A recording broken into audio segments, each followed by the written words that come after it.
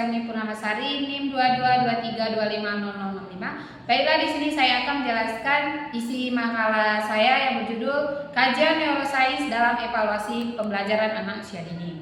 Apa sih neuroscience dalam pembelajaran itu? Neuroscience itu adalah bidang yang menghubungkan pengetahuan tentang otak dan sistem saraf dengan teori dan praktik dengan tujuan meningkatkan proses belajar mengajar melalui pemahaman bagaimana otak anak. Selain itu, bidang ini juga mempertimbangkan bagaimana hasil riset otak dapat diterjemahkan ke dalam strategi pembelajaran, kurikulum, dan kebijakan pendidikan.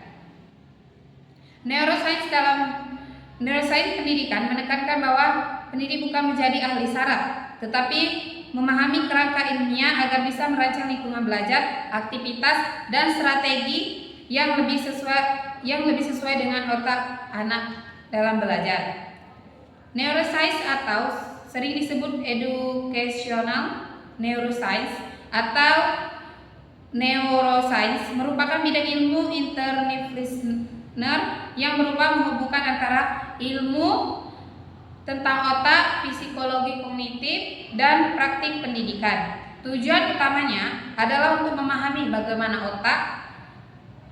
otak bekerja dalam proses belajar, berpikir, dan berperilaku sehingga penelitian neuroscience dapat diterapkan dalam konteks pendidikan. Di sini ada faktor-faktor neuroscience. Yang pertama, faktor biologis. Faktor biologis ini meliputi struktur dan fungsi otak, kesehatan fisik, gizi, dan perkembangan sistem saraf.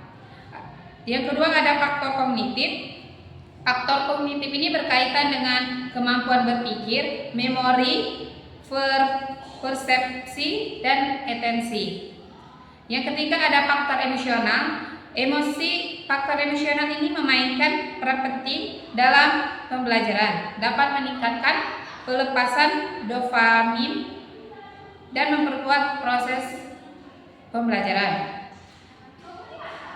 Neuroscience dalam evaluasi pembelajaran ini dapat menghubungkan antara bagaimana otak belajar, memori, perhatian, dan bagaimana evaluasi pengukuran pembelajaran dapat disesuaikan dengan pemahaman neuroscience. Di sini ada prinsip neuroscience yang berkaitan dengan evaluasi. Yang pertama yaitu prinsip perhatian, prinsip memori, prinsip emosi. Cut dulu. Itulah penjelasan dari saya. Saya akhiri. Wassalamualaikum warahmatullahi wabarakatuh.